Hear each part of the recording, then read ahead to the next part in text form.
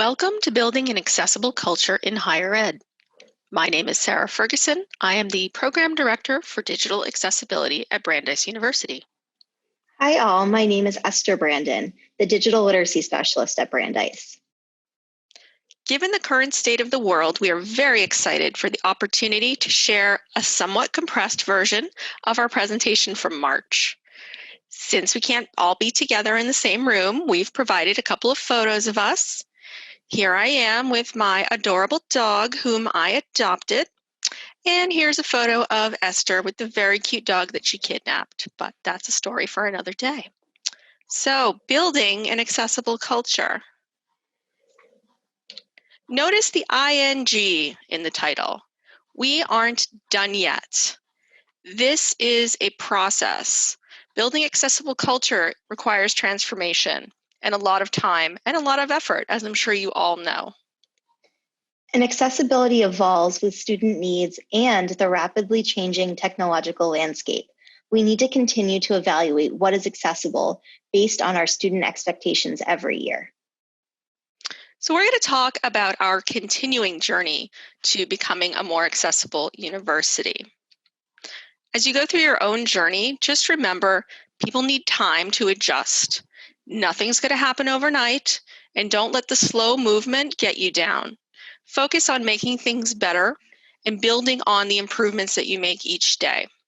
Make it better today than it was yesterday. I also want to mention my favorite saying that perfection is the enemy of good. Making something 80% accessible is much better than 0%. Don't let fear get in the way. Doing something is always better than doing nothing.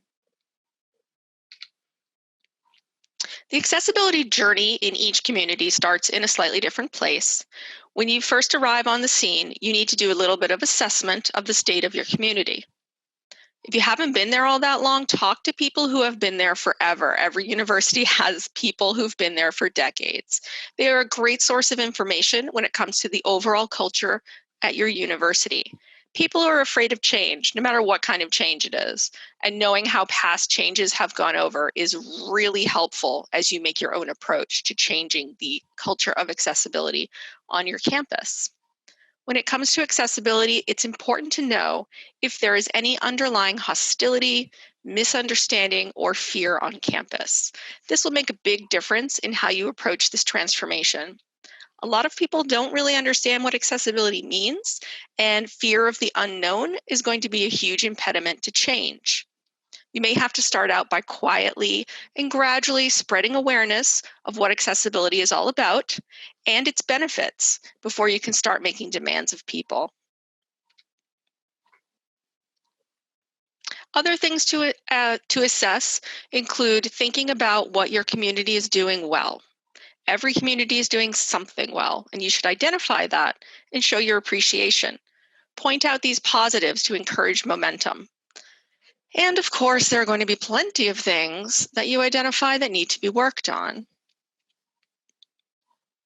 Everyone has issues with resources. That is universal with universities, a few exceptions. Brandeis definitely included.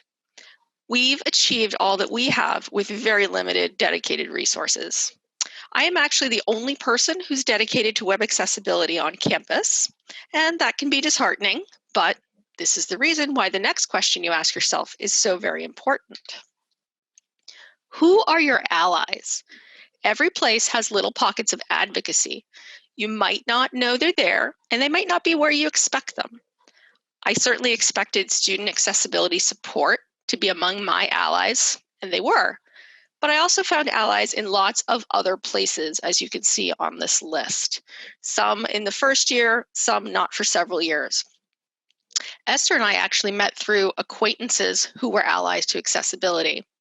Accessibility is not in her job title or necessarily even part of her original job description, but as an accessibility advocate, it's a passion of hers. Luckily, she had a boss who supported that interest. Allies can be a treasure trove of resources, ideas, and positivity. They can help keep you going. They provide a safe space for venting your frustrations and make you feel like you're not all alone in fighting the good fight. I have found most of my best allies in unexpected places. They have helped me to grow both professionally and personally. Finding people who support me in this fight is essential for my own emotional well-being and the success of the programming I offer on campus. And of course, naturally, you have to assess the knowledge gaps, and there will be many of them. I mentioned earlier the importance of identifying fear and misunderstanding on campus. These gaps in understanding are even more important to fix in some ways than the skills-based gaps.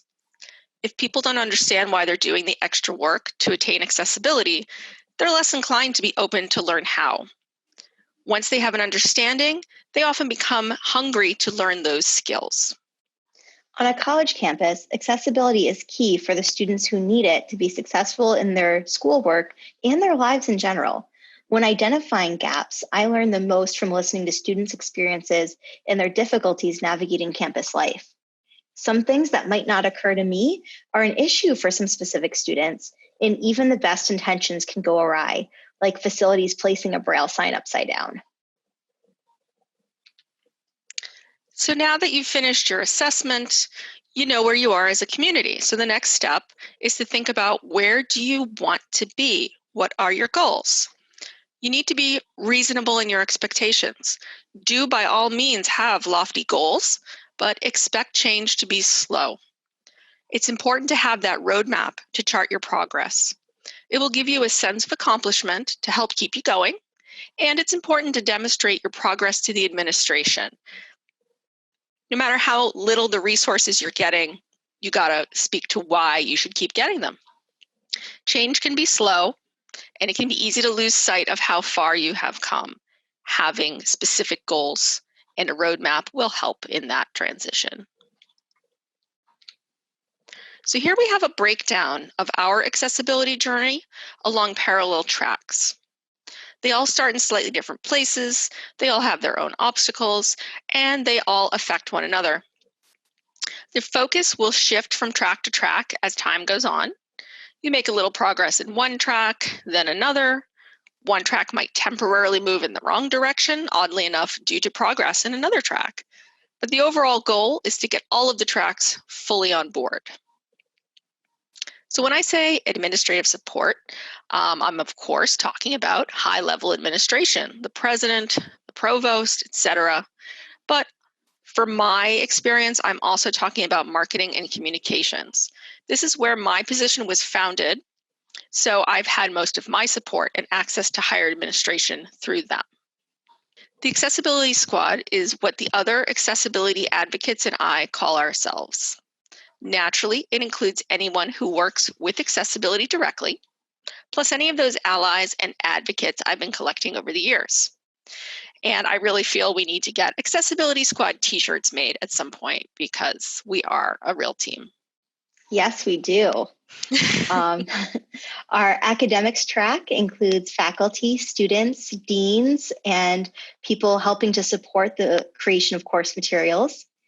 And our last track, culture, which is an overall feeling on campus. Do students with accessibility issues feel welcome and heard? What is the community feeling towards those students? Are people able to have open conversations? These are some of the questions we ask ourselves when talking about culture. So we're going to talk a little bit about the history of our accessibility journey at Brandeis. I'm starting just before 2015 because 2015 marks when the Web Accessibility Specialist position was created. Just prior to 2015, the university decided to redesign the website. The web team in communications knew it needed to be responsive and accessible. They did their research, and they pushed the administration to hire an in-house expert. Support for this move came from student accessibility support, who provide accommodations, and most effectively from the senior associate provost. So that is one of those key allies. Right, and so Sarah was hired as the web accessibility specialist. Woo woo. So accessibility in academics at this point was entirely reactive. They followed the medical model of making accommodations for individual student needs, and the Student Accessibility Services Office was the one making those accommodations. In terms of culture, there was really no open conversation about accessibility on campus. In 2015, The web accessibility specialist, me, was hired to ensure the outside developer who was working on the website was providing an accessible website design and functionality. We actually had a lot of back and forth with the developer, testing and retesting. So it was very, very important that we had someone who had actual expertise in accessibility. I also created a plan for all content being migrated from the old site to the new site to be made accessible at the time of editing and review. I trained my fellow members of the web team in content best practices for accessibility, things like using headings, using alt text, stuff like that. They were the first people on campus to get accessibility training. So conversations about how to spread awareness of accessibility began between Sarah and Student Accessibility Services. They did the initial needs assessment on campus and began creating documentation. In 2016, Brandeis hired an academic technologist. That was Esther. Yay! So I supported faculty. We also identified some allies on campus. We began to build relationships and cultivate ideas for how to get the ball rolling. In 2017, the first pages of the new site start to go live. There are over 20,000 pages, all being manually migrated. So we're still not done with this project to this day. We run on a decentralized model, which means we have over 450 people on campus with editorial privileges to some part of the site. This is frightening, to say the least.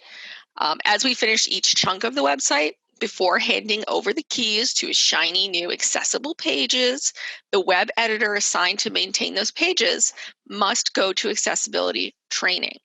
We need them to be able to maintain the accessibility of the pages and only introduce new content that is accessible. Also in 2017, conversations with our media services team ramp up. These are the people on campus who film events, will film lectures for classes. So we started discussing new solutions and guidelines for standardizing captioning. Brandeis' first instructional designer was also hired that year. In terms of academics, the instructional designer support and knowledge was very valuable in helping faculty to create accessible course materials. We also debuted our first facet training program, which was a small but invaluable program where we had faculty members learn through a series of 6 workshops how to change their overall teaching styles in order to make their content more accessible. And those faculty members ended up convincing colleagues to join the following year and really help spread the message of accessibility.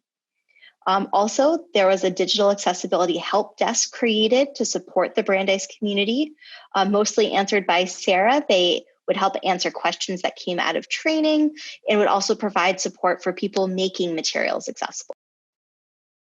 So in 2018, over 100 people have been trained in the basics at this point. Those trainings are continuing, but demand for more skills has led to the introduction of a Microsoft Word and PDF remediation hands-on workshop. In addition, a gap is identified in accommodation support, and a graduate student-focused accommodation specialist is hired. In 2018, student advocacy really ramped up on campus. There was a student survey that was sent out about accessibility needs on campus, all student run. Students also wrote op-eds in student newspapers about accessibility, and the demand got so great that the Brandeis president led a town hall to hear from students, faculty, and staff. This led to movement on increased administrative buy-in, which involved more resources, including financial resources, which were really key towards our efforts. Working in the library, I began my role as a digital literacy specialist, and I began a universal design for learning workshop series to support faculty. In 2019, a call for advanced accessibility skills increases. More topics are added, from advanced PDF techniques, things like forms, to writing effective descriptions, to producing accessible InDesign files. The pace of change really starts to pick up at this point. The Office of Equal Opportunity is created, a 504 coordinator is hired, and students now have an official system for lodging any and all complaints regarding accessibility and discrimination.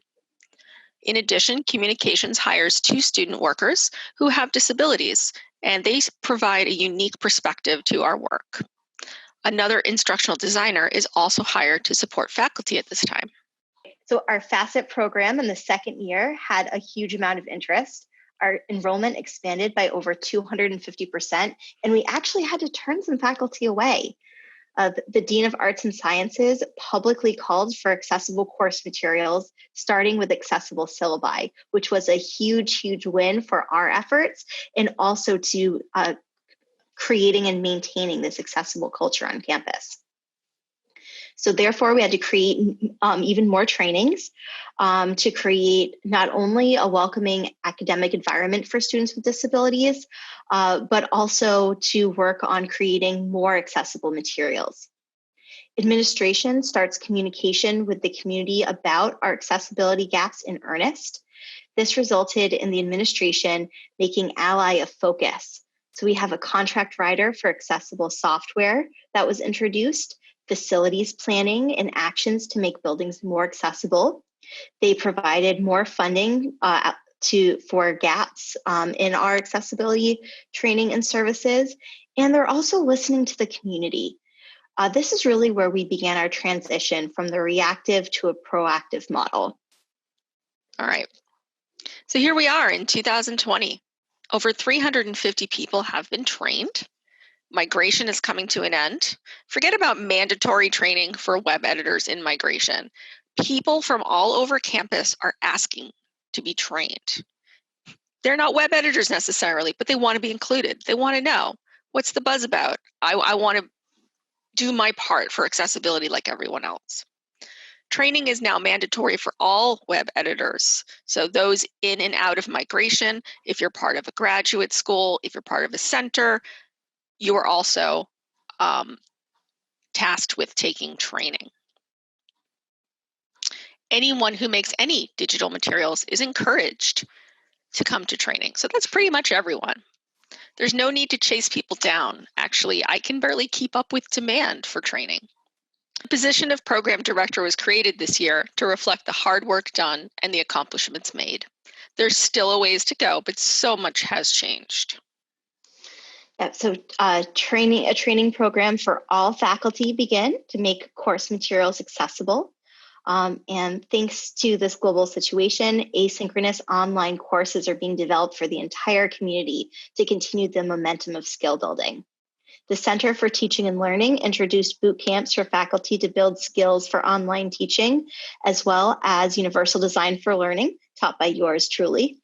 I also started an initiative within the library for all library materials to be examined for accessibility improvements. Students are continuing to be vocal, writing op-eds in the student newspapers, and asking their faculty members about making these materials accessible. So hearing guidance about accessibility from all sides has really helped build this accessible culture on campus.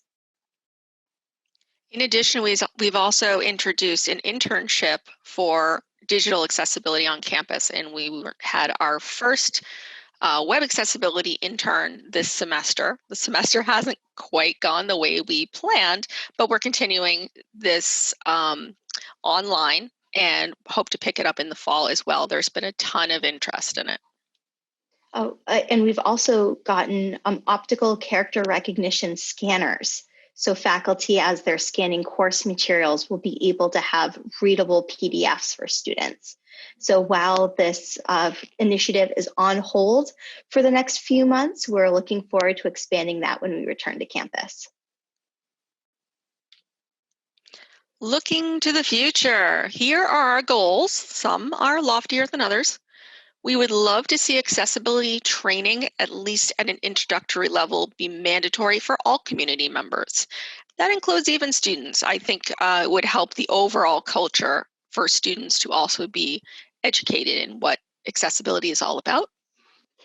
Having a dedicated accessibility department with its own budget would lend clout and make changes move a little faster, as opposed to the current model where we walk around with cap in hand begging for money. We'd like to see all digital materials accessible, all buildings be ADA compliant.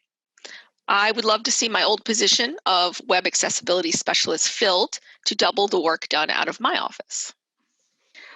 On the academic side, I'd love to see all course materials made accessible from the get-go, including all educational technologies to be accessed by a screen reader and any other accessibility needs our students have. We would love to see every scanner on campus to include software for optical character recognition and text tagging.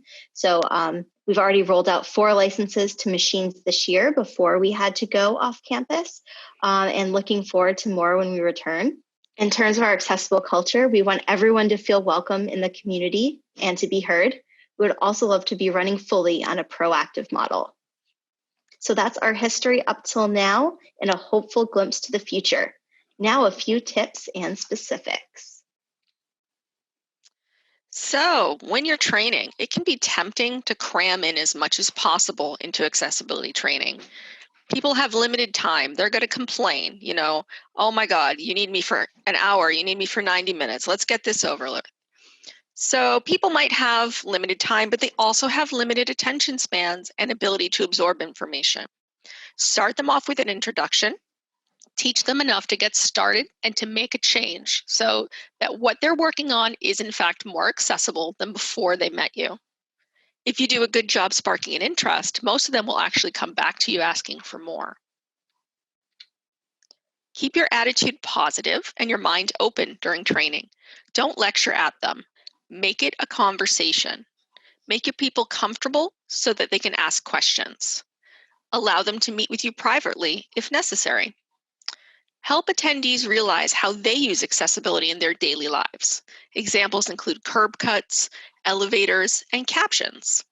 You can blow their mind when they realize how much video they themselves watch with the sound off and how much they appreciate when a video on social media has captions. Use hands-on demos to ingrain in their memory how much of a difference their cooperation will make. In our trainings, we do screen reader and keyboard-only navigation demos and describe specific instances of the effect a decision can make on a student from their point of view. For example, using a heading properly or deciding to use a descriptive link instead of a click here. Get them to the moment where the light bulb goes on for each attendee. Then you have them. Right, so faculty and staff are often overwhelmed and overburdened in higher education. And I have found training to be the most successful when you celebrate their small achievements, focusing on small and concrete changes people can make that actually make a really big impact on their students' lives. So that can be from administrative policy updates to physical building improvements, faculty and staff spotlights on creating accessible material. We want to find a hook for people to really show how making things accessible improves the lives of the students they care so much about. We also want to highlight when advocacy works, especially with student activism. Students' voices are so important in the university setting, and we need to make sure that they're heard. Language is also really important, especially when building a culture. How do you talk about accessibility or ally or students with disabilities? Aligning language with a social model can really help. And also, lastly, to remind them that this is not a fad. Ally is here, it's real, and we can't wait to help. Thank you so much for your time today. Please feel free to contact us with any questions. Thank you, everyone. So we have a little bit of time left over, and we had prepared some prompts for the post live presentation discussion. So we're just throwing these up here, some ideas to get people thinking and sharing experiences. We're going to stick around and we're going to answer your questions in the chat, but also feel free to answer these questions and share your experiences. Thank you again very much for joining us today.